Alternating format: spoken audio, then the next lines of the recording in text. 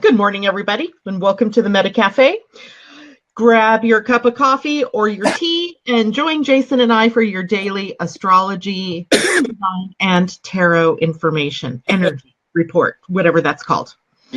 So we are very glad to have you this morning in what we are counting down as the last day or two of the year, actually day or four of the year. But it's our last day or two of the year because after tomorrow, we will be off air for a week until I come back from Cozumel and New Orleans. And so we'll have to jam a lot into tomorrow, Jason. Holy cow. I don't know how we're going to do that. Maybe what we'll do is we'll talk about the weekend like we normally do, and then we'll just draw a card for the whole first week of the year and kind of look at it that way instead of, daily, because I won't return until January 8th to be able to do a morning energy report. So, or we could do a test. We could not do anything and see what kind of feedback we get if anybody really cares. That might happen too. I think I'm going to go with that one. That's my vote. To be perfectly frank, I see no interest and need for me to be going above and beyond for free any longer. I love my audience. However, I'm not getting any feedback, Janet. So I'm going to say... You know what? Talk to the hand, Jason. Talk to the hand. You know why? Because I've told you 100 times, go to the Living Astrology Facebook page afterwards and interact with everybody. Because they love you. They're always saying things like, we love you, Jason. Jason, you're the best storyteller. Jason, we love you. I love you. They don't tell me that I'm a great storyteller. You are, and you know you are. Shut up your face. However, my daughter thinks that it's so funny that we sing songs. So I'm trying to think now because I see her live on air with me. What do you mean that it's funny? I'm an ex-opera singer and you're a fucking cheerleader. No, funny like odd. Like we can make a song out of anything. Like what were we singing before the behind the scenes this morning? At the cuppa. Okay, so Jason and I are very odd. Even a what is it called when you're a fan of Barry Manilow? A fanalo. I'm not even a fanalo. When my little sister and I were maybe 14 and 13, Barry Manilow was hot. Terry is too cute. Terry is watching your fucking program. Yeah, he's in the other room on his computer because he's off today and tomorrow before we go to our trip. So at any rate, we used to sing Barry Manilow songs in our backyard. We had like double, what do you call those doors? Sliding glass doors. Yeah. And we could stand outside on this like cement pad that was eventually supposed to be an outdoor room, but my mom and dad never built it. And we would sit there with our pretend microphones singing, I'll say goodbye to love, and all of the Barry Manilow songs. My nephew, of course, thinks I'm crazy. I'm Gunkle Jason. Gunkle, yes.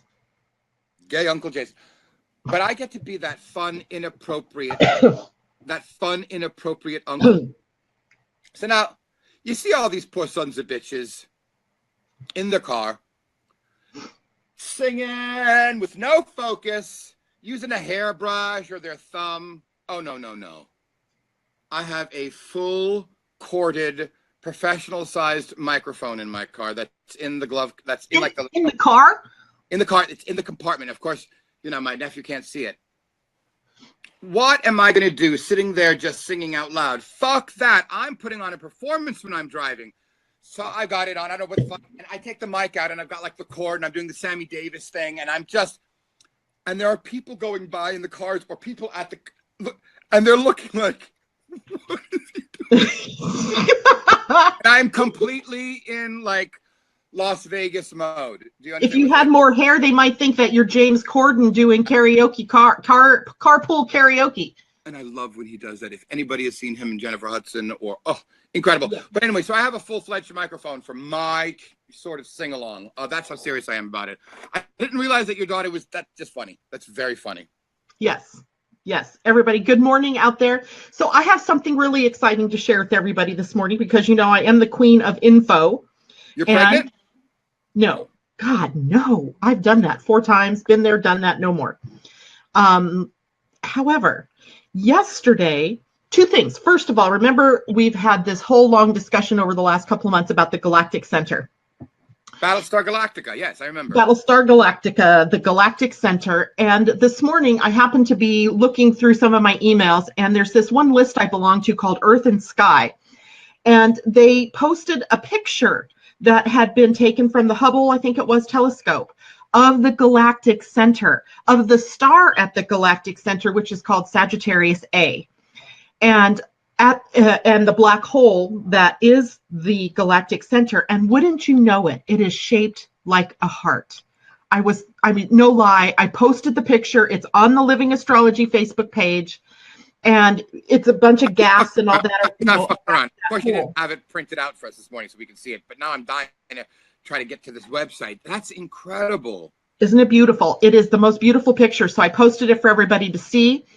And the second thing is, you know, we are definitely living astrology, and I just love it when these kinds of things happen. But yesterday, and Jason, you need to pay attention because I don't. I'm putting my ear because you're cutting out. Okay, so yesterday, Mimi, who is one of our morning people, like I'm in fifth grade. I'm going to kick your ass after the show. But go ahead. Try it. Yeah. So yesterday, Mimi, who's one of our morning listeners, sends me an article written by another astrologer named Carl something or another. I can't remember his last name. Mimi, if you're listening and I see you out there, just tell me what his last name is if you remember. And she was sending me an information blog about the star Vega. And in astrology, I don't do this, but there are many astrologers who use fixed stars in the charts. And a fixed star, because I know you're going to ask me, is that a star like the star Vega or Sirius or a Betelgeuse or Bellatrix or any of these stars that against the backdrop of the sky appear to be in the same place all the time, right? So, you know, the stars in Orion don't move. They move with the, you know, across the night sky, but that's the Earth's movement. And astrologers sometimes use these fixed stars in a chart to talk to you about the different qualities of those stars, because in ancient astrologers used the fixed stars all the time. They didn't have Uranus, Neptune, Pluto. They barely had Saturn. I don't even think, they did have Saturn and all of the inner planets, but they didn't have those outer planets. So they used the fixed stars. And so there are these really elaborate stories that are written about these fixed stars and what they represent, the mythology of the stars. So yesterday she sends me this article about the star Vega, and it sits at 14 degrees, 44 seconds or minutes of the sign of Capricorn. And the article was talking about how, you know, and you and I've talked about this too, Jason, where we can't believe that the world hasn't changed because we've entered into this time of a new paradigm, but it seems like we're going backwards, or that two steps forward. It's mucky, it's muddy, it's not clean, and and herald the trumpet. It's like, look at all that shit in the back of the trunk. We've got to get rid of. Or, you know, people like Trump get elected in the United States at a time when we're expecting that, you know, after Obama, that we were going to be getting better, not going backwards in time. And, you know, I've always said that he's there, he's doing his job, you know, there's a reason and a purpose that this has happened. Well, this article goes on to explain why that is. And it has to do with this star Vega. Now, Vega in 12,000 BC was named by the Egyptians Mot. So it was very prominent in the sky in ancient Egypt. And 11,500 years from now, it will be our Polaris. It will be our northern star, because against the backdrop of the sky, it precesses, meaning it moves 1 degree through the zodiac for every 72 years. So basically, one human life will move that star 1 degree. So now you can see why it'll take 11,500 years for it to move into the North Star position. But what was really fascinating about this is that we have a planet named Pluto had been sitting at those degrees, that 14, 15 degree mark. And until Pluto actually met that spot, we couldn't really see some of the changes we expected to see. because Vega itself in astrology kind of confers a bit of enchantment, a bit of luck, a bit of protection against major changes, or a protection, or a, what do we call that? A grace for the old paradigm. Well, now Pluto has moved beyond that 14-degree, 47-second mark. It is now sitting at 18 degrees. So the protection for these oligarchs, as he calls them, is passing. And so what we should see now in the next several years, as Pluto is completing its transit through Capricorn, is the fall and the demise of more and more of these oligarchs, and in favor of the true age of Aquarius, of new brotherhood and excitement of, you know, technologies and living in a new paradigm. So I was really excited by that. So here's where the living astrology part comes in. And this is fascinating. So I just happened to think this morning, hey, my favorite Capricorn, Jason, I'm going to pull up his chart and see where the star Vega is in his chart, because I couldn't remember what degree of the sun you were at. And we're not talking about Louis Vega. We're talking about the star Vega. Anybody watch the movie Contact? Yes, 100 years ago. Vega is the star from which they were receiving the broadcasted message. So Okay. Interesting, because it's playing a big part here in broadcasting this message of you're no longer enchanted. You didn't do what you were supposed to do, you freaking freaks. And so now you're going to fall, right? Hence all of the men in high places falling because of sexual misconduct. And eventually the politicians are going to fall, except for the ones who are holding on to this new energy.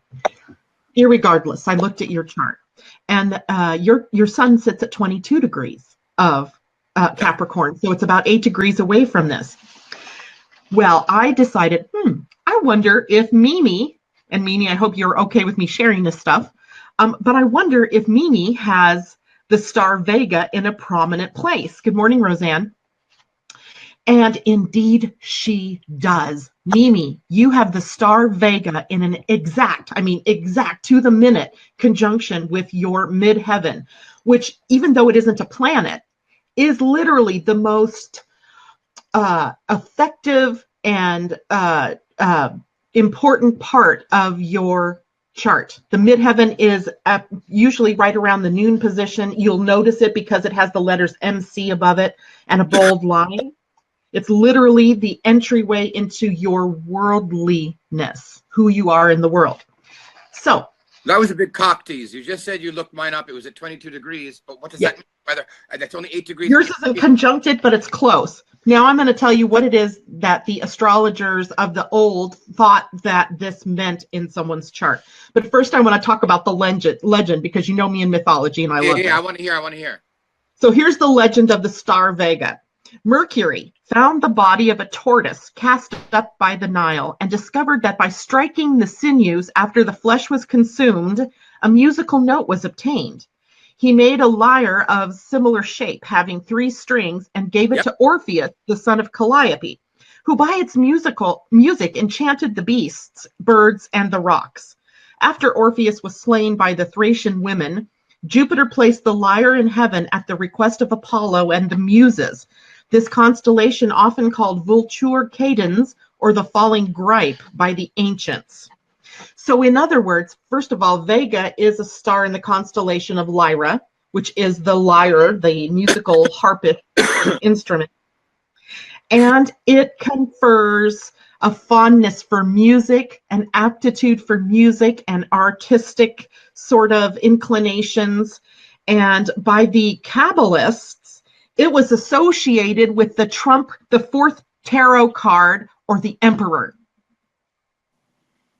And isn't it interesting that you're interested in tarot? You often are bringing up the Emperor card, and you're also very musically inclined. And our dear friend Mimi is also very artistic.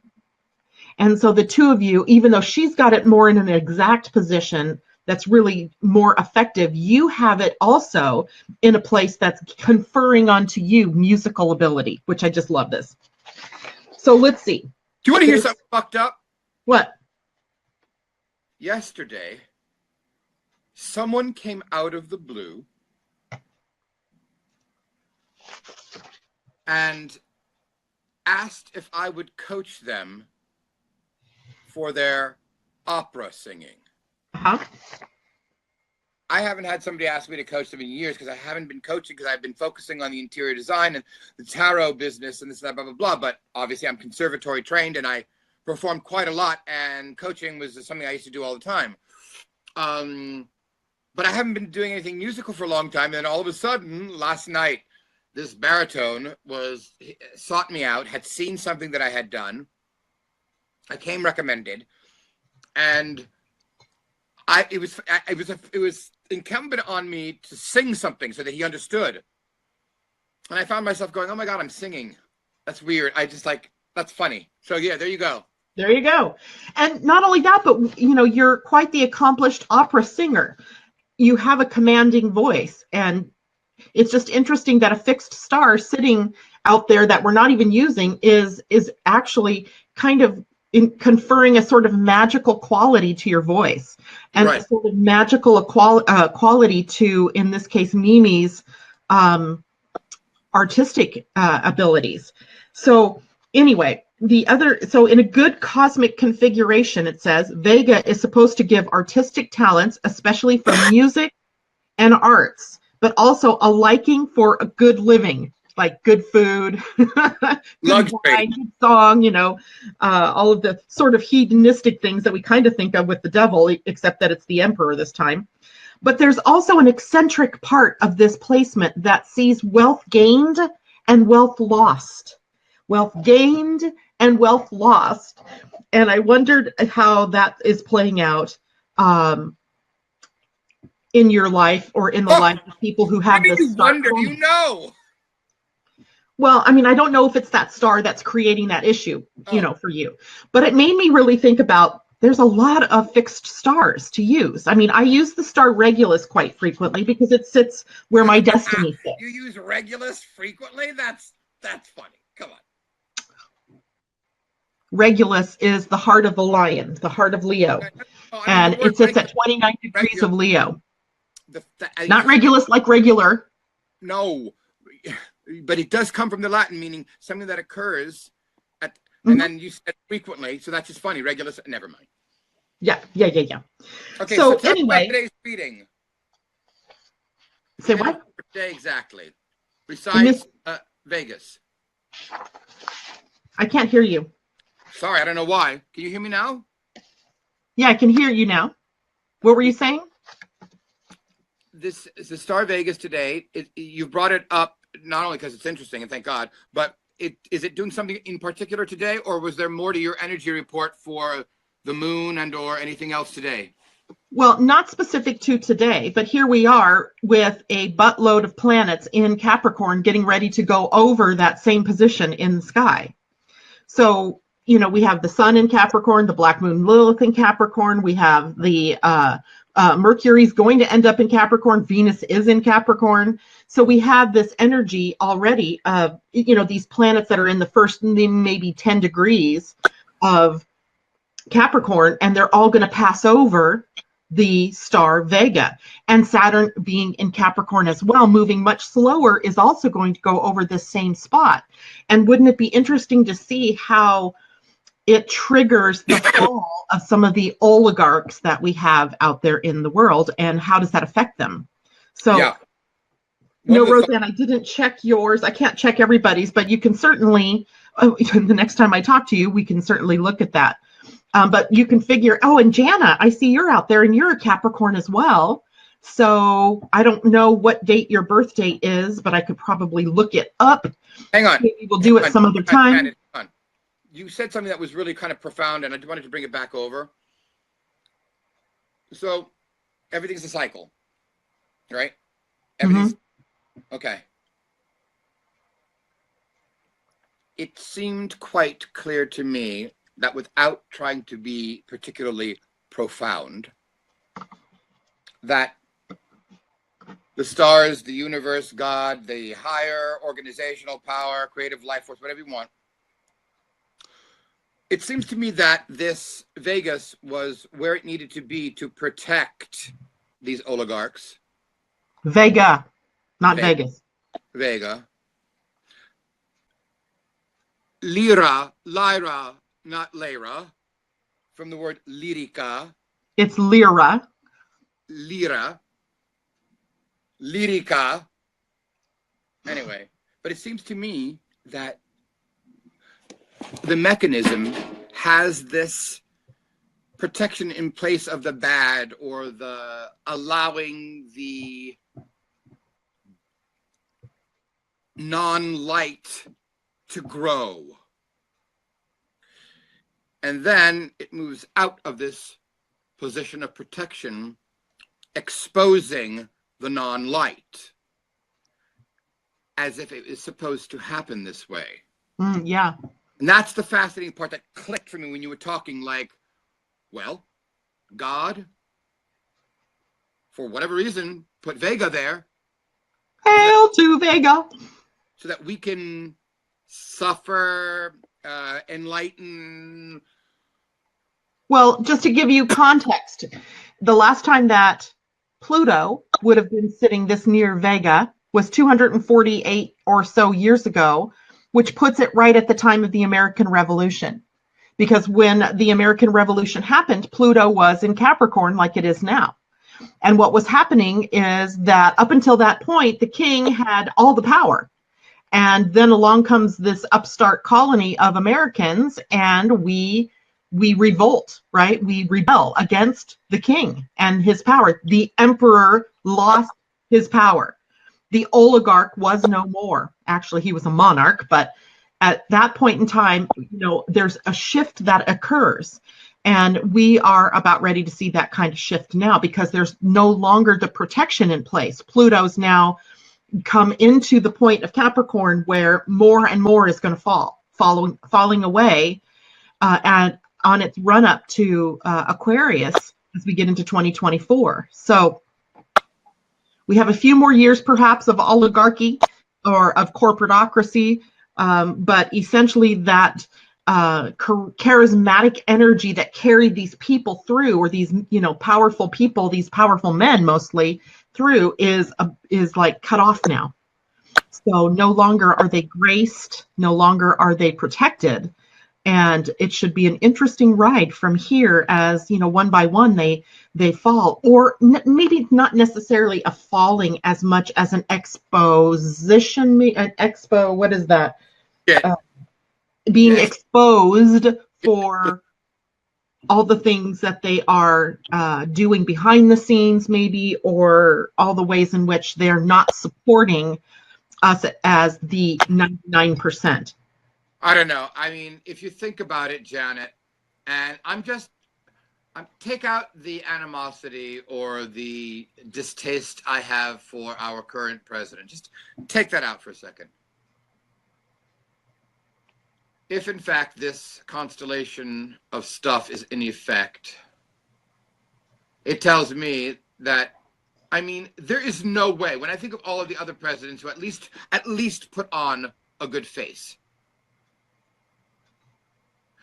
I cannot understand, with the character of this person, how they haven't already found God knows how many porn tapes, or God knows how many. No, come on, I'm serious. I know you are. Like, Bill Clinton deserved to get his cock sucked every day in the office by a different person. He's the president. You're allowed. If it was a woman president, I'd have those dicks lined up. Now you. Something like in History of the World Part 1.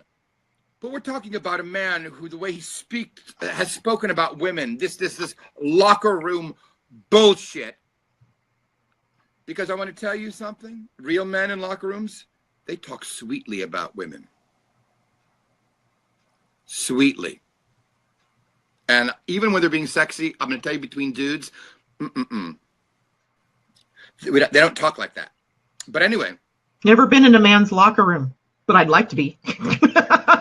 A little fly on the locker so I can hear what they're saying. You took that. You went there, but thank you. It makes a whole new concept of Debbie Does Dallas, but okay. So, I'm going to give you your card before this broadcast goes on to be 9 million years long.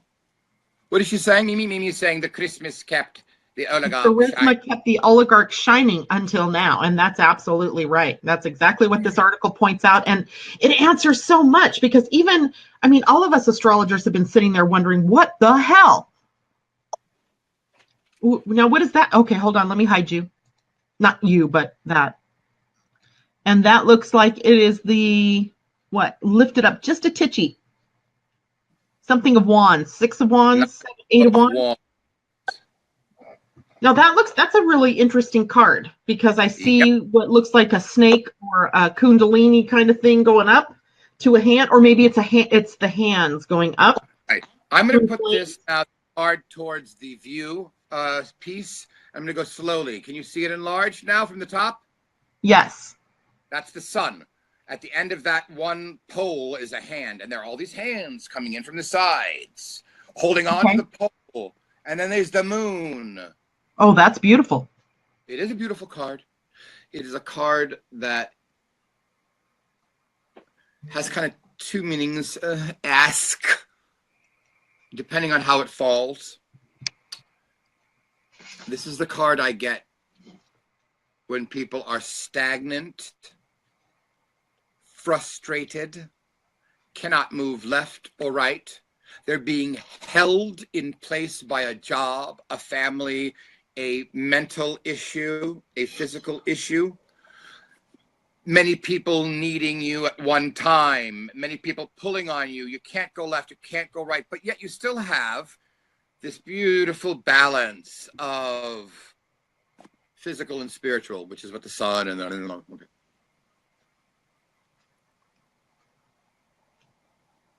Sometimes I'll get this card and I'll tell people it's okay to be where you're at, depending on what's around it. Sometimes I'll get this card and I'll say to people, I'm sorry you feel so suffocated. I'm sorry you feel so constricted and held into place, but you have to know that everything is okay. These things are, you're being held in a holding pattern for a reason. So for everybody today that is doing that fucked up holiday between Christmas and New Year's self-evaluation before making your stupid fucked up New Year's resolution, sit with it.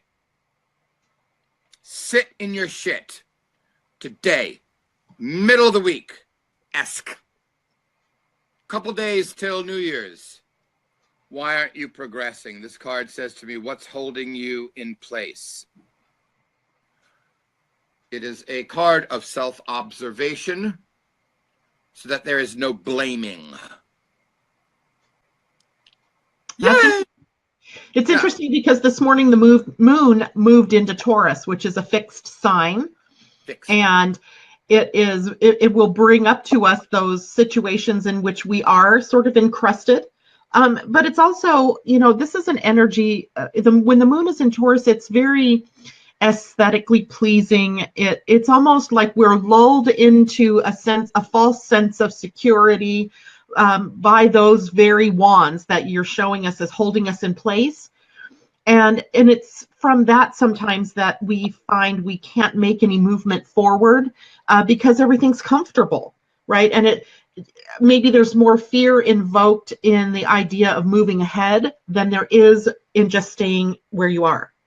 So there is kind of a energy for us of looking at what are we keeping ourselves safe and secure from, and what's it going to take to move us beyond that? Because a lot of energy must be injected into these earth signs in order to make you move forward, particularly because we have a gang of planets sitting in Capricorn, an earth sign, yes. And we have now the moon in Taurus. The only thing that really is opening up for us right now would be Virgo energy, which says you got to put the pedal to the metal. You got to be, you know, walking your talk, and you've got to be purifying the path ahead of you in order to make movement forward.